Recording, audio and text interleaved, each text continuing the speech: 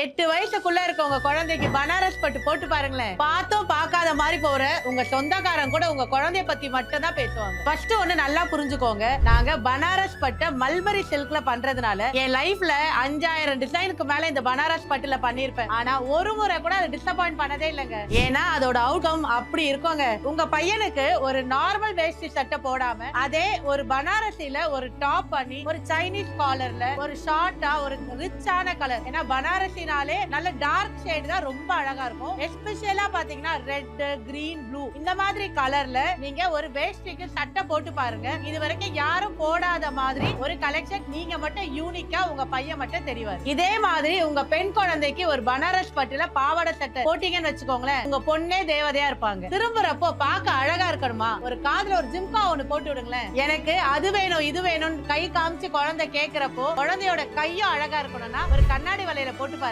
3000 வருஷத்துக்கு முன்னாடி பனாரஸ கண்டுபிடிச்சதுனால மக்கள் யாருமே பனாரசிய பட்டா பாக்குறது இல்ல, பாரம்பரியமா பாக்குறாங்க. அந்த பாரம்பரியத்தை அடுத்த தலைமுறையான நம்ம குழந்தைங்கிட்டயும் அதை கொண்டு போகலாம்.